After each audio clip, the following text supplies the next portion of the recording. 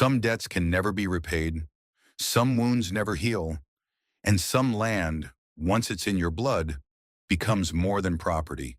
It becomes your soul. The Montana sky was merciless that morning, vast and empty as a broken promise, when the foreclosure notice arrived. 30 days. 3 generations of sweat and sacrifice reduced to a banker's deadline. Outside, storm clouds gathered over the valley like vultures, patient and inevitable.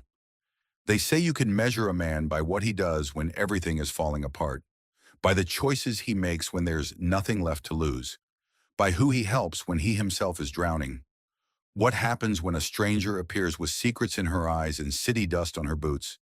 When the land you die to protect becomes the battleground for something larger than yourself. Sometimes salvation comes disguised as ruin. Sometimes the thing that breaks you is the only thing that can save you. And sometimes, the most dangerous truths are the ones we tell ourselves. Frank Mitchell stood motionless in his kitchen, the bank letter trembling slightly in his weathered hands. The bold red lettering seemed to pulsate. Final notice of foreclosure. 30 days to come up with $75,000, or the land that had been in his family for 3 generations would be gone. He placed the letter on the worn oak table, the same table where his grandfather had calculated crop yields, where his father had taught him to whittle, where he and Margaret had planned their future before cancer stole her away 5 years ago. Outside, the Montana sky darkened ominously. A storm was brewing, both literally and figuratively. The Weather Service had issued warnings about a powerful system moving through Valley Creek, but Frank had more immediate concerns than rain. His 58-year-old body felt every one of those years as he sank into a kitchen chair. The familiar ache in his left knee, a souvenir from Desert Storm flaring up as it always did when stress or bad weather approached. "Damn it all," he muttered, pushing himself back up. There was no time for self-pity. The irrigation system needed reinforcement before the storm hit, or he'd lose what little remained of his struggling alfalfa crop. As Frank stepped onto his porch, he breathed in the electric scent of approaching rain. Valley Creek stretched before him, a patchwork of farms nestled between rolling hills and the jagged peaks of distant mountains. This land had sustained his family since 1946, when his grandfather returned from World War II and purchased 200 acres of Montana promise with his combat pay. Now it might all slip through Frank's fingers, like the soil during drought season. His cell phone rang, his son Michael calling from Seattle, where he worked as a software engineer. Frank hesitated before answering. He hadn't told Michael about the foreclosure yet. "Hey, Dad, just checking in. You battening down for the storm?" "Working on it," Frank replied, his voice deliberately casual. "How's that fancy tech job treating you?" "Good, good. Listen, I've been thinking about coming home for a few days next month. It's been a while." Frank swallowed hard. "That'd be nice, son. Real nice." After hanging up, Frank gazed at the darkening horizon. Would the Mitchell farm even exist when Michael planned to visit? The thought was almost too painful to bear. The first fat raindrops were beginning to fall as Frank secured the last of the equipment in the barn. By the time he finished, the storm had escalated from concerning to dangerous. Wind howled through the valley, bending trees at alarming angles. Rain fell in blinding sheets, and in the distance, thunder rumbled like artillery fire. Frank was halfway to the house when he heard a sound that didn't belong to the storm. A car engine, revving desperately, followed by the unmistakable sound of metal striking rock. Peering through the downpour, he spotted headlights down by Crooked Creek, which normally was little more than a trickle, but now roared with floodwater. "Christ almighty," Frank muttered, already moving toward his truck. Some fool tourist had tried to cross the low-water bridge, not realizing that 10 minutes of Montana mountain rain could turn a peaceful creek into a raging torrent. The aging Ford pickup protested as Frank guided it down the muddy access road. Through the rain-smeared windshield, he could see an SUV with California plates, its front end already submerged in the rising water, tilted at a precarious angle against the concrete bridge support. A figure moved inside, illuminated by the vehicle's interior light. Frank parked on high ground and stepped into the storm, immediately drenched to the skin.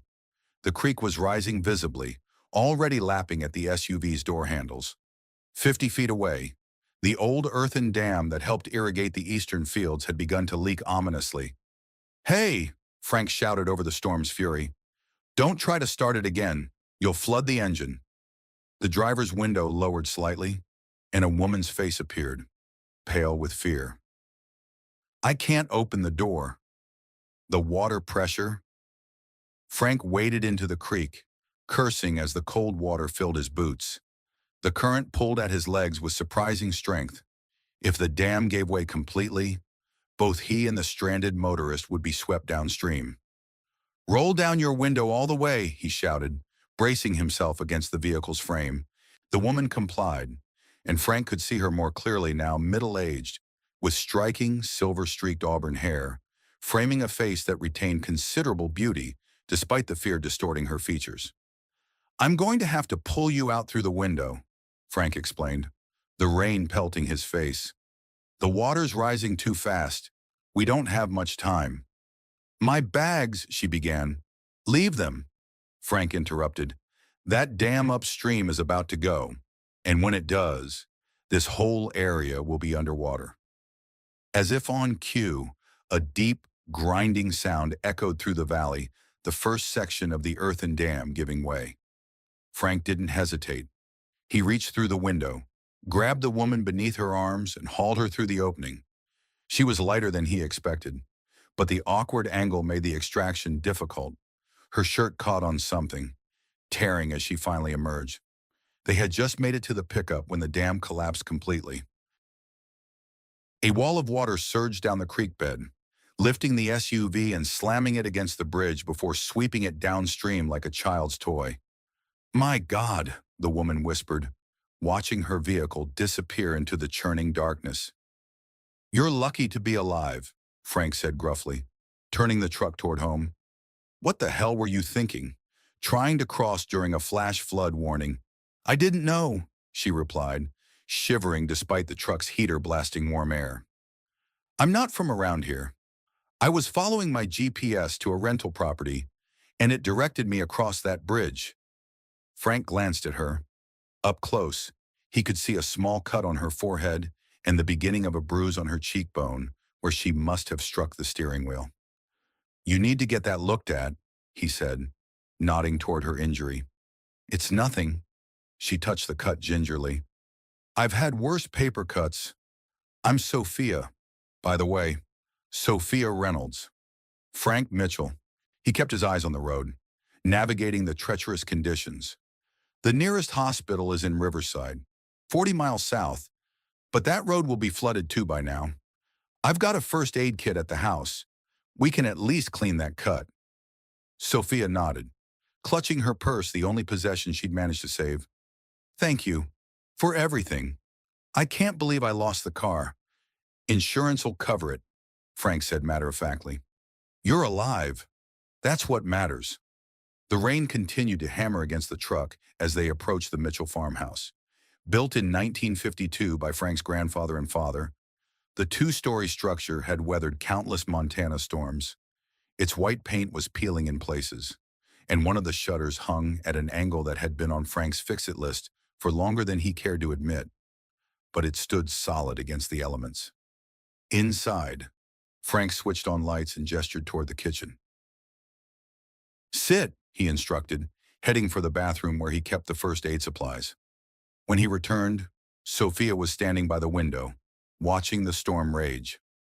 "I don't mean to be a burden," she said as he approached with the kit. "If there's a motel nearby, I can call a taxi once the weather clears." Frank snorted. "Nearest motel is in Riverside, same as the hospital.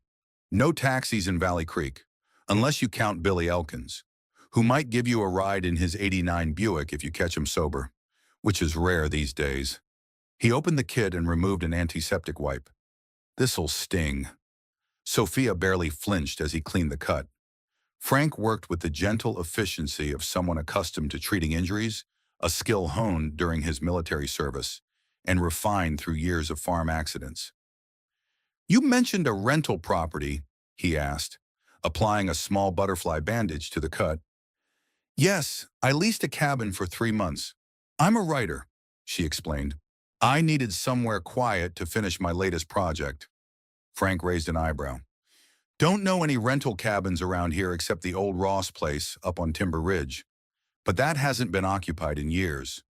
Sophia pulled a folded paper from her purse and handed it to him, a rental agreement with an address and crude map. That's it. The Ross cabin. The owner is someone named Victor Reynolds. I arranged everything online. Frank's expression darkened.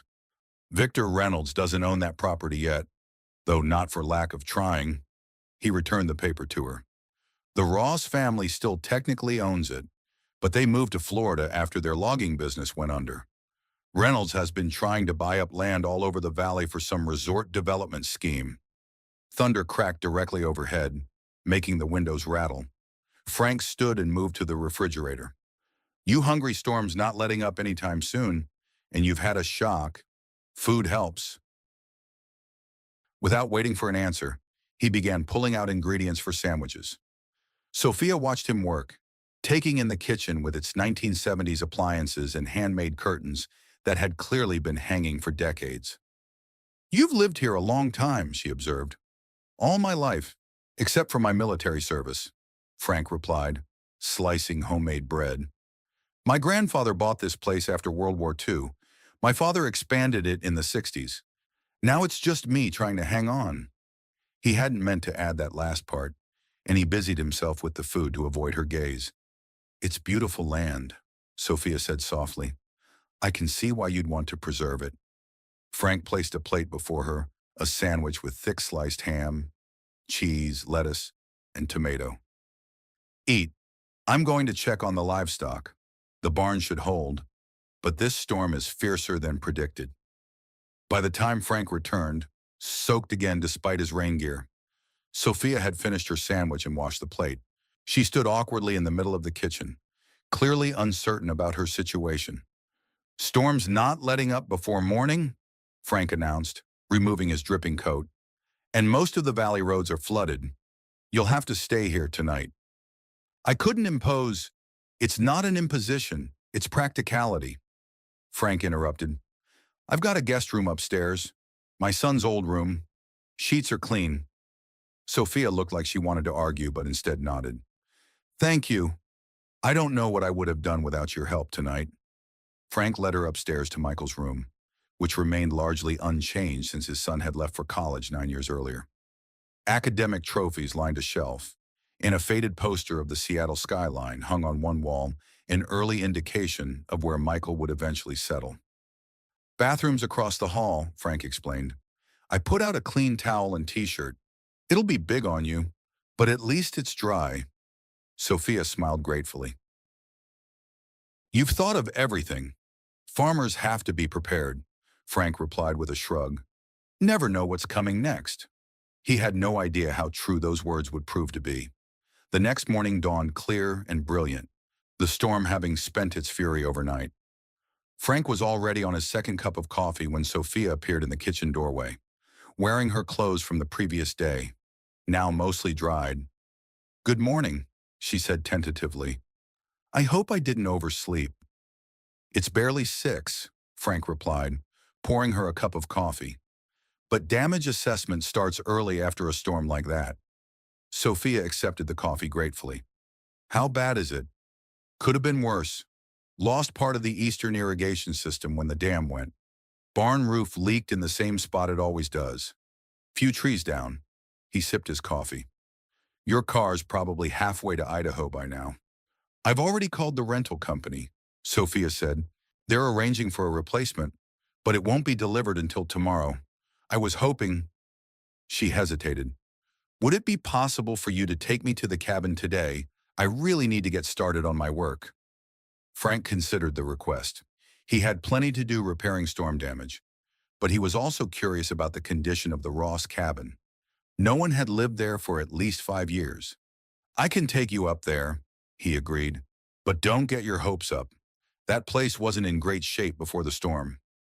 An hour later, They were bumping up the rutted access road to Timber Ridge in Frank's truck. The storm had left its mark everywhere down branches, new gullies carved by rainwater, a hawk's nest blown from a tall pine. As they rounded the final bend, the Ross cabin came into view, and Frank's prediction proved accurate. The small log structure had once been charming, with a covered porch facing the valley and large windows to capture the mountain light. Now, one of those windows was shattered. Part of the porch roof had collapsed, and a large pine branch had punched through the rear of the building. "Oh," Sophia said quietly, her disappointment evident. Frank parked and they approached the damaged cabin cautiously. The interior was damp, with rainwater pooled on the wooden floors. The branch had crashed through the bathroom, rupturing a pipe that had sprayed water until the pressure dropped. "This isn't habitable," Frank declared after a brief inspection. "Structural damage, broken plumbing, probably electrical issues too. You can't stay here." Sophia stood in the middle of the main room, surveying the damage with a composed expression that surprised Frank. He had expected tears or anger, not this thoughtful assessment. "How long would it take to repair?" she asked. Frank scratched his stubbled chin. "Couple weeks, minimum. That's if you can find someone to do it. Contractors around here are backed up for months, especially after a storm." "Could you do it?" Sophia asked directly. The question caught Frank off guard. "Me? You're clearly handy," she continued. "This place isn't that large. I'd pay you." "Of course." "Very well." Frank almost laughed. "Ma'am, I've got a farm to run, storm damage to repair on my own place." "I understand," Sophia replied, "but I really need this cabin. Mr. Mitchell, I came here specifically for the solitude and views. My work depends on it." She paused. "I'd pay $10,000 for the repairs, plus materials." Frank stared at her. $10,000 was a significant sum enough to make the next mortgage payment with some left over for the irrigation repairs. But something didn't add up. "That's a lot of money for a few weeks' worth of repairs," he said slowly. "What kind of writing pays that well?" "I've had some success," Sophia replied vaguely. "Literary fiction, and this project is important to me.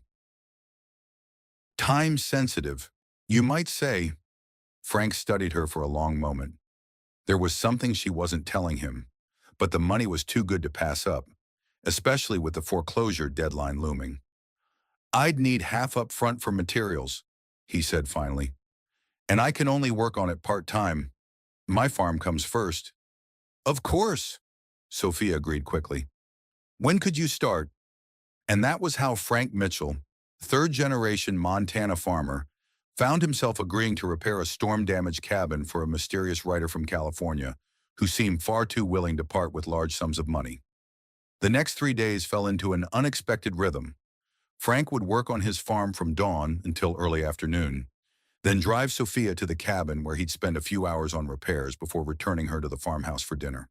Her replacement vehicle had arrived, another SUV, but this one with Montana rental plates giving her some independence. But she seemed content with their arrangement. Frank focused first on the structural damage, removing the fallen branch and patching the cabin roof. Sophia often sat on a boulder nearby, a notebook open on her lap, occasionally writing but more often just watching him work, asking questions about the valley, the changing light on the mountains, the history of the Ross family. "You ask a lot of questions for someone who's supposed to be writing," Frank observed on the third afternoon as he replaced rotted boards on the porch. Sophia smiled enigmatically. "All of it feeds the work, Mr. Mitchell. You've been sleeping under my roof for days now. Might as well call me Frank." "Frank," she repeated, as if testing the sound of it. "And I'm Sophia, not ma'am or Miss Reynolds." He nodded, hammering a nail with perhaps more force than necessary. There was something about this woman that unsettled him, not in an unpleasant way, but in a manner he hadn't experienced since meeting Margaret at a county fair 28 years earlier. At 58, Frank had assumed such feelings were behind him, especially after the hollowing grief of watching his wife wither away from cancer.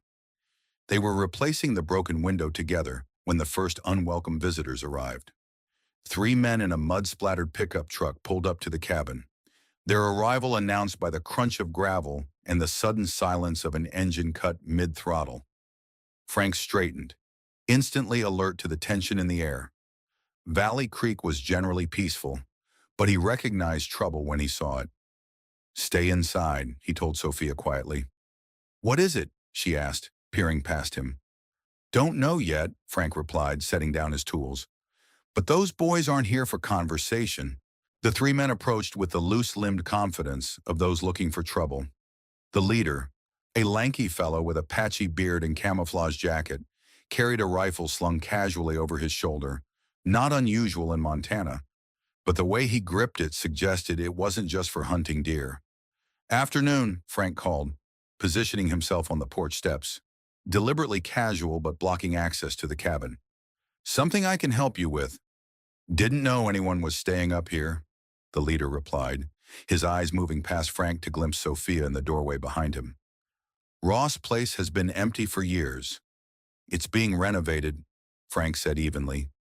"Private property." The second man, shorter but powerfully built, spat tobacco juice onto the ground. "This used to be good hunting ground before the no trespassing signs went up. Thought we might do some scouting." "Season doesn't open for 2 months," Frank pointed out, "and the signs are still up." The third man, who had remained silent, suddenly nudged the leader and muttered something. The leader's expression changed as he took a closer look at Frank. "Hey, you're Mitchell from down in the valley, ain't you? The one about to lose his farm to the bank?" Frank's jaw tightened. Word traveled fast in small communities, but he hadn't expected his financial troubles to be common knowledge yet. "My business is my business," he replied coldly. "And right now, my business is fixing this cabin. So unless you've got legitimate reason to be here, I suggest you move along." The leader took a step forward, hands shifting on his rifle. "Maybe we don't feel like moving along. Maybe we were hoping to find this place empty so we could borrow a few things. Empty cabins have all sorts of useful stuff." Frank's military training kicked in, his body automatically assessing threats and options. Three men, at least one firearm, possibly more concealed. His own shotgun was in the truck, too far to reach. He was unarmed except for his carpenter's hammer, still in his belt. "That would be a mistake," Frank said, his voice dropping to a dangerous register that few people had ever heard. "A serious one." Something in his tone made the leader hesitate. Frank Mitchell was no longer a young man, but at 6'1", with shoulders broadened by decades of farm work and the bearing of a man who had seen combat, he presented a formidable figure. The tense standoff might have escalated further, if not for the sudden appearance of Sophia on the porch beside Frank. She held her phone up, clearly recording. "I've already called the sheriff," she announced calmly. "And I have your faces and license plate on video. Is petty theft really worth going back to jail?" It was a bluff cell service was spotty at best on Timber Ridge, but delivered with such confidence that the three men exchanged uncertain glances. "We don't want any trouble," the leader said, already backing toward their truck. "Just a misunderstanding." "Then misunderstand your way off this property," Frank replied, not moving from his position. They retreated, the truck's engine roaring to life with unnecessary aggression. As they disappeared down the access road, Frank turned to Sophia with newfound respect. "Quick thinking with the phone," he acknowledged, "though the sheriff would need a carrier pigeon to get a message up here." Sophia slipped the phone back into her pocket, and Frank noticed her hand was trembling slightly despite her calm demeanor. "I'm familiar with men like that," she said. "All bluster until confronted. Then they fold." "Sometimes," Frank agreed. "Not always. Those weren't just ordinary troublemakers. The short one did time for armed robbery last year." Sophia's eyes widened. "You knew them?" "Of them," Frank clarified. "Valley Creek's not big. Word gets around." He paused. "They were right about one thing, though. I'm about to lose the farm to the bank." He hadn't meant to share that, but the confrontation had left him off balance. Sophia studied him for a long moment before responding. Is there anything I can do to help? She asked quietly. Frank shook his head. Unless you've got $75,000 hidden in that notebook of yours. Not really. It's just the way things go sometimes. Farming's a gamble, and I've had a long streak of losing hands. He turned back to the window installation, effectively ending the conversation, but he could feel Sophia's eyes on him, thoughtful and calculating in a way that made him wonder again exactly who she was and what had really brought her to Valley Creek. The next morning, Frank drove into town for supplies. Valley Creek was little more than a main street with essential businesses, a general store, a diner, a feed supply, a small bank branch, and a gas station. Everyone knew everyone, which meant that Frank couldn't avoid questions about the woman staying at his farm. Heard you took in one of those California types during the storm, said Hank Peterson, owner of the hardware store, as he rang up Frank's purchases. Mary Beth at the diner says she's some kind of writer. Just helping someone in need, Frank replied noncommittally. She's renting the Ross cabin. Hank's bushy eyebrows shot up. That old place, it was falling apart before the storm hit it. I'm fixing it up, Frank said, counting out cash for the supplies. Since when are you in the contracting business? Thought you had enough work keeping that farm running. Frank pocketed his change. She's paying well. Times are tough. Understanding dawned on Hank's weathered face. Like everyone else in Valley Creek, he had probably heard about the foreclosure notice. Ah, well, good for you. Then, as Frank loaded supplies into his truck, he noticed a sleek black Mercedes parked outside the bank, a vehicle that screamed, "Not from around here," even louder than Sophia's rental SUV.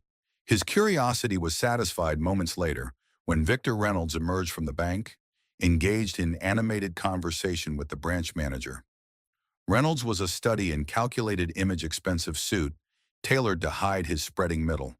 Salt and pepper hair styled to suggest vigor rather than age, a smile that never reached his eyes. He had appeared in Valley Creek 3 years earlier, presenting himself as a visionary developer who would transform the struggling agricultural community into a resort destination. Frank had disliked him on sight and rebuffed his initial offer to buy the Mitchell farm. Since then, Reynolds had acquired several properties in the valley, including the foreclosed Johnson Place and Old Man Wilkins' hunting acreage.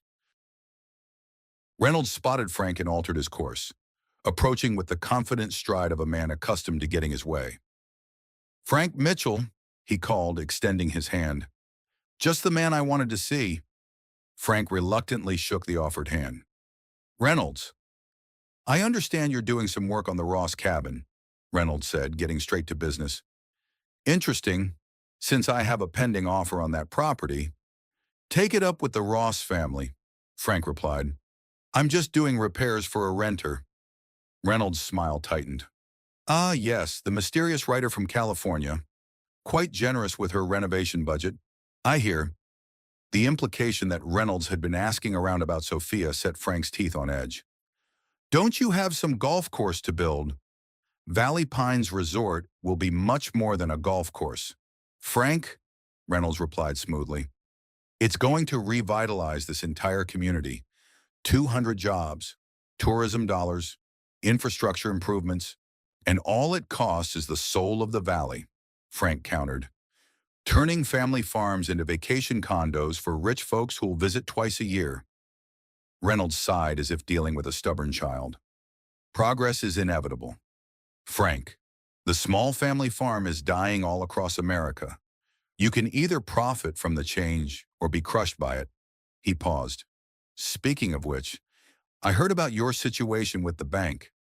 30 days isn't much time to come up with $75,000. The casual mention of his private financial troubles felt like a violation. "Been busy, haven't you?" "I make it my business to stay informed," Reynolds replied. "My offer still stands $850,000 for the Mitchell property. More than fair in today's market, especially considering your circumstances." The offer was indeed generous enough to pay off the bank and leave Frank with a comfortable nest egg. But accepting would mean the end of his family's legacy and a victory for everything he despised about Reynolds' vision for Valley Creek. Not interested, Frank said flatly. Reynolds shook his head with exaggerated regret. Pride is expensive. Frank, when the bank forecloses, you'll get much less at auction, and I'll likely buy it anyway. He reached into his jacket and produced a business card. When you reconsider, call me. The offer expires when your time with the bank does. Frank left the card on the ground where it fell and climbed into his truck. As he drove back toward the farm, his knuckles white on the steering wheel, he couldn't shake the feeling that the walls were closing in around him. Reynolds' interest in his conversation with Sophia troubled him deeply, suggesting that the developer had resources and connections beyond what he had previously demonstrated. When Frank arrived at the cabin later that afternoon, he found Sophia sitting on the newly repaired porch, a sketch pad open on her lap. This was new. He had only seen her with her writing notebook before. Branching out from writing, he asked. Unloading supplies from the truck. Sophia quickly closed the pad. Just doodling. Helps me think. She stood and approached the truck. Need help carrying anything? Frank handed her a bag of lighter items and took the lumber himself. Met your landlord in town today, he said casually, watching for her reaction. Victor Reynolds seems very interested in you. Sophia's step faltered momentarily. Oh, what did he say? That he has a pending offer on this property, which makes me wonder how he's renting it to you. She set the bag down inside the cabin door. The Ross family granted him authority to manage the property while the sale is being negotiated. Perfectly legitimate. And your connection to Reynolds, Sophia met his gaze directly. I found the rental listing online. There's no connection beyond that of tenant and property manager. She paused. Why the interrogation? Frank. He busied himself organizing tools. Reynolds isn't well liked around here. He's buying up land to build a resort that would change the character of the entire valley. Those of us with deep roots find that troubling. And you think I'm part of his plan somehow? Sophia sounded genuinely surprised. I assure you, I'm just a writer looking for a quiet place to work. Speaking of which, how much longer until the cabin is habitable? The basic repairs, at least. The change of subject was obvious, but Frank allowed it. Plumbing's fixed, roof doesn't leak, windows in. Still need to repair the porch roof and assess the electrical system. But you could probably move in tomorrow if you're not too particular about comfort. Tomorrow would be perfect, Sophia said, relief evident in her voice. You've been very kind, Frank, but I really do need my own space to work effectively. Frank nodded, trying to ignore the twinge of disappointment at the prospect of her leaving his farmhouse. He had grown accustomed to their evening conversations over dinner, to the sound of another person moving about the old house. It had been a long time since he had shared his space or his thoughts with anyone. As he worked on the porch roof, Frank found his eyes drawn repeatedly to Sophia, who had reopened her sketch pad and was working with focused intensity. From his elevated position, he could occasionally glimpse what she was drawing, not idle doodles as she had claimed, but a detailed landscape study of the valley vista. The skill evident in her work surpassed mere hobby level, suggesting formal training. Another piece of the puzzle that was Sophia Reynolds, Frank thought. A writer who drew like an artist, who handled confrontation with unusual composure, who carried herself with an unplaceable elegance that seemed at odds with her claimed profession. The incongruities bothered him, not because he suspected her of malicious intent, but because he found himself increasingly drawn to her, and distrust was a poor foundation for any relationship. The afternoon was fading into early evening when they heard the sound of a vehicle approaching. Frank tensed, remembering their previous visitors, but the engine's purr was too refined to be the poacher's truck. Expecting someone, he asked Sophia, who shook her head, looking equally concerned. The black Mercedes that appeared around the bend confirmed Frank's suspicions. Victor Reynolds had decided to pay a visit to his tenant. Frank descended from the roof as the developer parked and emerged from his vehicle. today dressed in what presumably passed for casual attire among his set-pressed khakis and a polo shirt that probably cost more than Frank's monthly grocery budget. "Mr. Reynolds," Sophia greeted him, closing her sketch pad and setting it aside. "This is a surprise. Ms. Reynolds," Victor replied with a smile that didn't reach his eyes. "I was in the area and thought I'd check on the cabin repairs. I understand there was significant storm damage." His gaze shifted to Frank, acknowledging him with a nod. "Mitchell, I see you've been busy." "Just about finished," Frank replied curtly. "Excellent. I appreciate you stepping in on such short notice." Reynolds turned back to Sophia. "I hope the accommodations meet your expectations. Ms. Reynolds, when you made the booking, I wasn't aware of your status."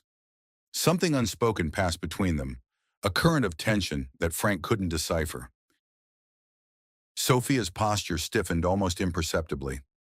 "The cabin is exactly what I needed," she replied. "Secluded, authentic, with magnificent views. Mr. Mitchell has done wonders restoring it after the storm." Reynolds' smile tightened. "Yes, he's quite the handyman. Among his many talents," he gestured toward the sketch pad. "I didn't realize you were an artist as well as a writer." "Just a hobby," Sophia said dismissively. "It helps me visualize scenes for my writing." "Of course," Reynolds checked his watch. "Well, I won't intrude on your creative process any longer. I merely wanted to ensure that everything was satisfactory." He produced a business card and handed it to Sophia. "Please call if you need anything at all during your stay." Anything.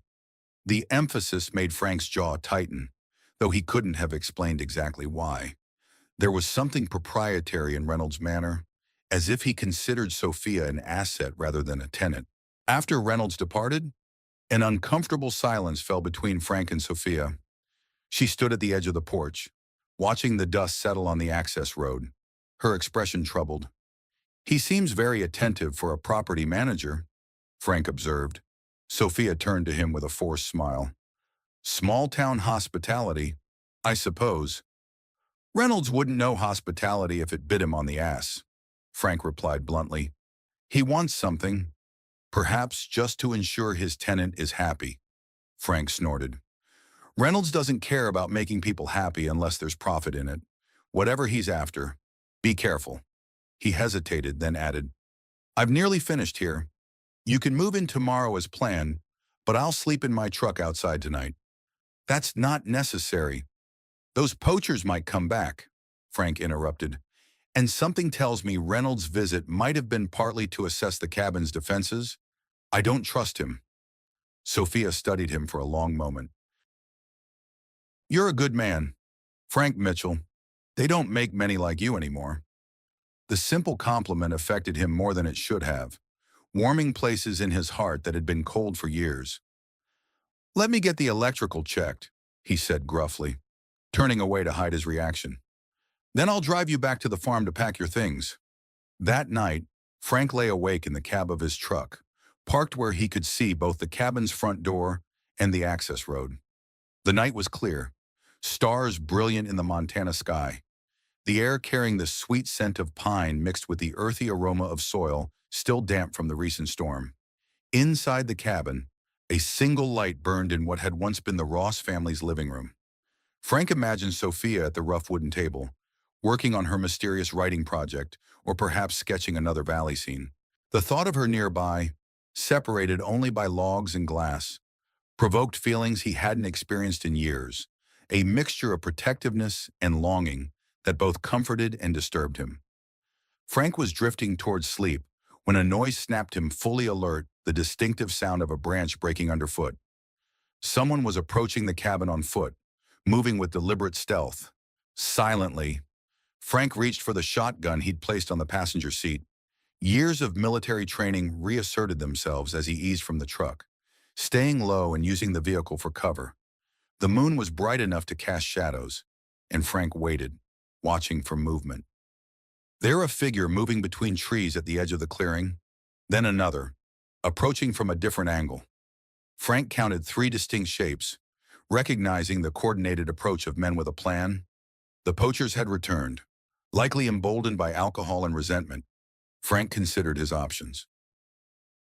He could confront them directly, using the shotgun as a deterrent. He could attempt to reach the cabin and barricade himself and Sophia inside, or he could try to scare them off without revealing his position. The decision was made for him when one of the figures produced what looked like a Molotov cocktail, a bottle with a rag stuffed in its neck. The man struck a lighter, and the rag burst into flame. Frank raised the shotgun and fired into the air. The blast shattered the night's silence, echoing off the surrounding hills. "Next one won't be a warning," he shouted. The figures scattered, but the man with the Molotov hurled it toward the cabin before fleeing. The flaming bottle arced through the air, but fell short of its target, exploding against a rock and igniting the dry undergrowth. "Fire!" Frank yelled, already running toward the flames. "Sophia, get out!" The cabin door flew open, and Sophia emerged, clutching her notebook and sketchpad. "What's happening?" "Poachers with a firebomb," Frank explained tersely, grabbing a shovel from his truck. "Help me before it spreads together." They fought the growing fire, Frank digging fire breaks while Sophia used a bucket to ferry water from the cabin's newly repaired plumbing. The flames were persistent, fed by dry pine needles and underbrush, but finally yielded to their efforts. As they stood panting amidst the smoldering remains of what could have been a devastating forest fire, Frank surveyed the darkness, shotgun ready. "I think they're gone, but they might come back with reinforcements." Sophia's face was smudged with soot, her clothes disheveled, but her eyes were clear and determined. "We should call the sheriff," Frank nodded. "First light, we'll drive into cell range and make the call. For now, we both sleep in the cabin. I'll take the first watch." Inside, they arranged a makeshift alarm system using fishing line and cans from the supplies Frank had brought. It wasn't sophisticated, but anyone approaching the cabin would trigger enough noise to wake them. "Why would they do this?" Sophia asked as they finished the preparations. "What could they possibly gain from burning down an empty cabin?" Frank checked the shotgun's load before setting it near the door. "Could be several things. Revenge for being confronted earlier, bored, drunk idiots looking for excitement, or," he hesitated, "or what? Or someone paid them to create problems." Frank finished. "Reynolds wants this property badly. The Ross family has been holding out for more money, but if the cabin burned down, the land value would drop." Sophia sank onto a chair, absorbing the implications. "You think Victor Reynolds would go that far? Arson is a serious crime." "Men like Reynolds don't get their hands dirty," Frank replied. "They find desperate people to do the dirty work, maintaining plausible deniability." He didn't add his other suspicion that Reynolds might have a particular interest in driving away this specific tenant. The developer's unusual attention to Sophia suggested motives beyond simple property acquisition. "You should try to get some sleep," Frank said, pulling a chair to the window where he could watch the approach to the cabin. "I'll wake you in a few hours to trade places." Sophia hesitated, then impulsively reached out and squeezed his hand. "Thank you, Frank. Not just for the repairs, but for everything." The simple touch sent warmth through Frank's body, unexpected and powerful. "Just doing what anyone would do," he muttered, embarrassed by his reaction. "No," Sophia said softly. "What you're doing is extraordinary. More than I had any right to expect from a stranger." She withdrew her hand and moved to the small bedroom, pausing at the door. "Good night, Frank." "Good night," he replied, settling in for his vigil, acutely aware that Sophia Reynolds had somehow, in just a few days, become far more than a stranger to him. The next morning, they reported the incident to Sheriff Dave Larson, a childhood friend of Frank's who took the attempted arson seriously but seemed skeptical about any connection to Victor Reynolds. "Those three idiots have been causing trouble since high school," Larson said, making notes in his official booklet. "But accusing Reynolds of hiring them for arson? That's a serious claim without evidence." "Frank, I'm not officially accusing anyone," Frank clarified. Just noting that Reynolds has been pushing hard to acquire that property, and suddenly there's an attempt to burn it down. Seems worth looking into, Larson sighed. I'll talk to them, but don't expect much. And Frank, he glanced at Sophia, who was giving her statement to a deputy nearby. Be careful with this situation. Reynolds has a lot of influence with the county commissioners these days. He's promising jobs and tax revenue that this area desperately needs. At what cost? Dave turning Valley Creek into a playground for rich tourists while destroying everything that makes it special? The sheriff shook his head. Not my department, Frank. I just enforce the laws, not make economic policy. He closed his notebook. I'll have patrols check the cabin area more frequently for the next few weeks. Best I can do. As they drove back to the cabin, Frank brooded over the conversation. The sheriff's reluctance to confront Reynolds directly confirmed what he had suspected: the developer's influence was growing. His promises of economic revitalization swaying local officials who saw only dollar signs instead of the true cost to the valley's character and heritage. You're very quiet, Sophia observed, breaking the silence. Frank gripped the steering wheel tighter. Just thinking about how things change. Valley Creek used to be a place where everyone looked out for each other. Now it's every man for himself, scrambling for whatever crumbs Reynolds and his kind deign to throw our way. Is it really that simple? Sophia asked. I can understand wanting to preserve tradition and heritage, but if young people are leaving because there are no opportunities, if families can't make ends meet, you sound like Reynolds, Frank snapped, then immediately regretted his tone. Sorry, it's a sore spot. My son left for the same reasons: no future here. He said, and he wasn't wrong, but there are ways to create opportunity without destroying what makes a place special. Sophia nodded thoughtfully. Like what? Sustainable tourism that celebrates the valley's agricultural heritage instead of paving over it. Processing facilities for value-added products from local farms. Artist retreats that utilize existing structures. Frank surprised himself with the ideas that had apparently been percolating in his subconscious. The problem with Reynolds' vision is that it erases what's already here instead of building on it. That's quite insightful, Sophia said, studying him with newfound interest. Have you shared these ideas with others in the community? Frank shrugged. What's the point? I can barely save my own farm, let alone reshape the valley's economic future. They had reached the cabin, which looked peaceful in the morning light, showing no signs of the previous night's drama except for the blackened patch of ground where the fire had been contained. I should finish moving in, Sophia said as they parked. Make this place properly habitable. Frank nodded, suddenly aware that their unusual arrangement was shifting. With the cabin repairs essentially complete, his legitimate reasons for being there were dwindling. I'll check the electrical one more time. Make sure everything's safe, he offered, not quite ready to leave. As he worked, testing outlets and examining the ancient fuse box, Frank found himself watching Sophia from the corner of his eye. She moved with purpose, arranging her sparse belongings, the notebook and sketchpad, a small collection of books, a laptop computer that she set up on the rustic table.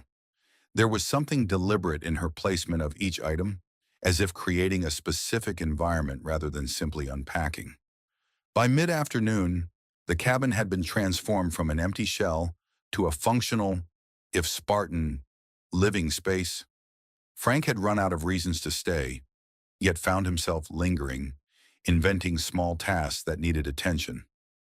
I think that's everything, he finally admitted, replacing a screwdriver in his toolbox. It's perfect, Sophia declared, surveying the space with evident satisfaction. Exactly what I needed. She turned to him, her expression softening. I can't thank you enough. Frank, you've gone above and beyond what anyone could have expected. Just doing the job, he replied awkwardly, unused to praise. No, Sophia insisted. You did much more than repair a cabin. You rescued me from a flood, opened your home to a stranger, protected me from those men. You've been a guardian angel. Frank felt heat rise in his cheeks. Hardly an angel. Just a farmer with some skills and too much time on his hands. And modest, too, Sophia said with a smile that reached her eyes. Will you stay for dinner? It's the least I can do. I'm not much of a cook, but I make a passable pasta dish. The invitation caught Frank off guard. He had assumed their unusual association would end with the completion of the repairs, that Sophia would retreat into her writing, and he would return to the grim reality of his farm's impending foreclosure. I'd like that, he heard himself say. Let me just call and check on the livestock first. As the sun began its descent toward the western peaks, Frank found himself sitting across from Sophia at the small wooden table, sharing a meal that was indeed more than passable. She had somehow transformed simple ingredients into a flavorful pasta with herbs and garlic, accompanied by a bottle of wine that she had produced from her limited luggage. To new friendships, Sophia proposed, raising her glass. New friendships, Frank echoed, the wine warming him in a way that had little to do with its alcohol content. Their conversation flowed easily, touching on books they had read, places they had visited, the changing seasons in Montana versus California. Frank found himself sharing stories he hadn't recalled in years, his father teaching him to fish in the creek that ran through their property, his mother's legendary apple pies that won ribbons at the county fair, the first calf he had delivered alone at age 12. In turn, Sophia spoke of growing up in San Francisco, her early love of art and literature, travels through Europe in her 20s, but Frank noticed she rarely mentioned her current life or specific details about her writing career. When he asked about her family, she deftly changed the subject. Do you miss it? Frank asked as they moved to the porch after dinner. The valley spread before them like a painting, twilight softening its contours. The city, I mean, all this isolation must be quite a change. Sophia gazed at the darkening landscape. I miss certain conveniences, certain people, but there's a clarity here that I've been searching for. In the city, everything is noise, literal and figurative. Here, I can hear myself think, see things as they truly are. She turned to him, her expression serious in the fading light. What about you? Frank, if you lose the farm, what will you do? Where will you go? The question cut to the heart of the fear he had been avoiding. I don't know, he admitted. Farming is all I've ever known, all I've ever wanted to do. Michael, my son, has offered me a place in Seattle, but I can't imagine living in a city, trapped in an apartment like a caged animal. There are other farms, other places, Sophia suggested gently. Frank shook his head. Not for me. Every inch of that land has Mitchell blood and sweat in it. My grandfather's fingerprints are on the barn beams. My father's footprints are in the concrete of the milking parlor floor. Margaret's rose bushes still bloom by the kitchen door. His voice roughened. If I lose it, I lose them too. In a way, Sophia was silent for a long moment. I understand attachment to place, she said finally. The way it becomes part of your identity, shapes who you are. She hesitated. But sometimes losing one thing opens the door to discovering another. Sometimes what feels like an ending is actually a beginning.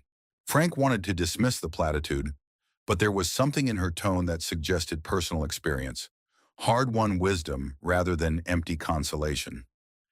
Maybe, he conceded, but this particular ending feels pretty damn final. The conversation might have continued further if not for the distant sound of an approaching vehicle. Frank tensed, remembering the previous night's visitors, but the headlights that appeared around the bend belonged to a familiar county sheriff's patrol car. Dave Larson stepped out, his expression grim as he approached the porch. Frank, Ms. Reynolds, sorry to disturb your evening. What is it, Dave? Frank asked, recognizing the particular set of his friend's shoulders that signaled bad news. We caught two of the three men from last night, Larson reported. They were drunk again, bragging about the prank at the old Ross place. He paused. They admitted to the attempted arson but claimed they were paid to do it. Frank's eyes narrowed. By Reynolds. Larson shook his head. That's just it. They say they were hired by someone claiming to represent Ms. Reynolds here. He turned to Sophia. They described a man who showed them a photograph of you, said you were an art thief who had stolen valuable paintings, told them scaring you off would be a public service. Frank stared at Sophia, whose face had gone pale. Art thief, that's ridiculous. Of course it is, Larson agreed.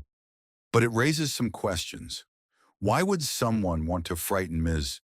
Reynolds away from Valley Creek? And why use that particular story? Sophia had regained her composure, but her knuckles were white where she gripped her wineglass. I have no idea. Perhaps it was simply a convenient lie to motivate them. Larson studied her with the neutral expression he had perfected over 2 decades in law enforcement. Perhaps, but it's an oddly specific lie. Don't you think, especially since a quick internet search of your name doesn't turn up any published books, despite your claim to be a successful writer? The implication hung in the air, heavy and unavoidable. Frank looked at Sophia, suddenly uncertain about everything he thought he knew about her. I write under a pseudonym, Sophia said smoothly. Many authors do, for privacy. And what would that pseudonym be? Larson asked. I'm not obligated to share that information, Sophia replied, her tone cooling. Is there an actual accusation here? Sheriff, am I suspected of a crime? Larson shook his head. No, ma'am. Just trying to understand the situation. Someone went to considerable trouble to frighten you, possibly harm you. That concerns me. It concerns me as well, Sophia acknowledged. But I assure you, I am not an art thief. I'm simply a writer seeking solitude to complete an important project. The sheriff nodded, clearly unsatisfied but recognizing the limits of his authority. All right, I've increased patrols in this area, as promised. If you see or hear anything suspicious, call immediately. He handed her a card with his direct number. Cell service is spotty up here, but there's a landline in the cabin that should work in an emergency. After Larson departed, an uncomfortable silence fell between Frank and Sophia. The easy camaraderie of their dinner had evaporated, replaced by the weight of unasked questions. I should go, Frank said finally, gathering his tools. It's getting late, and I have an early start tomorrow. Sophia stood, her expression unreadable in the gathering darkness. Of course. Thank you again for everything. Frank. He paused at the steps, torn between the desire to simply leave and the need to address what had just happened. Sophia, he began, uncertain how to proceed.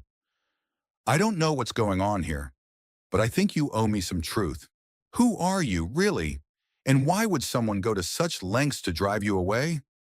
She met his gaze steadily. I've told you who I am.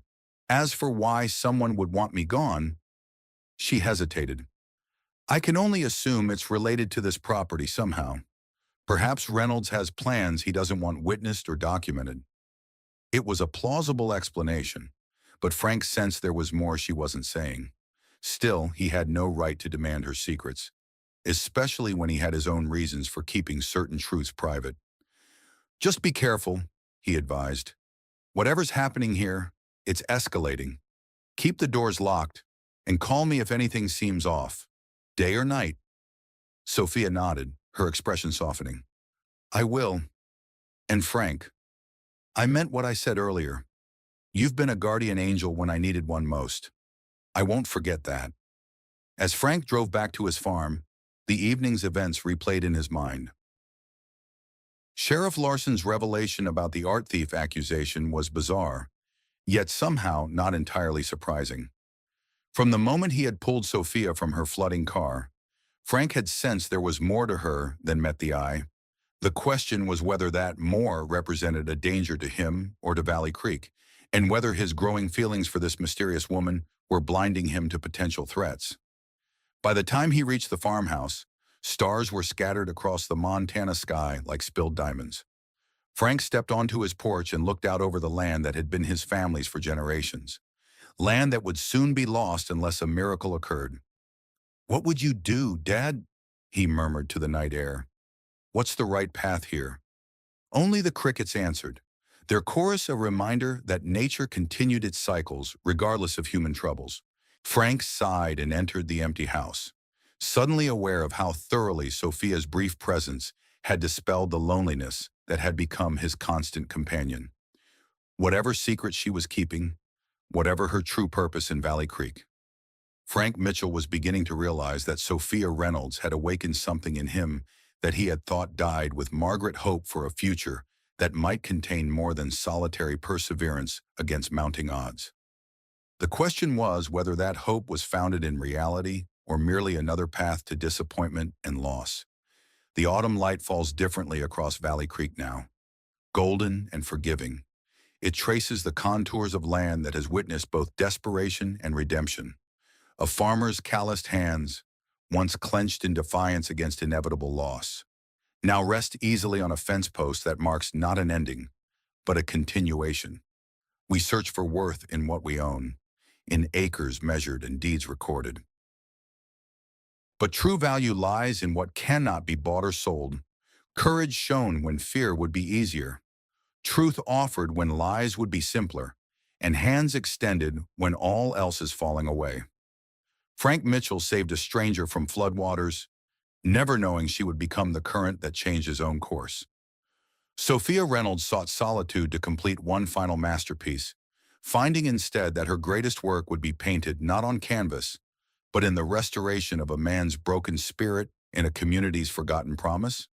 Sometimes we must lose everything to discover what we truly possess. Sometimes we must rebuild what storms have damaged to understand what remains unbreakable. And sometimes it takes a stranger's eyes to truly see the beauty in what we've taken for granted, in the spaces between struggle and surrender, in that sacred ground where pride meets humility. This is where we find our true home, regardless of who holds the deed.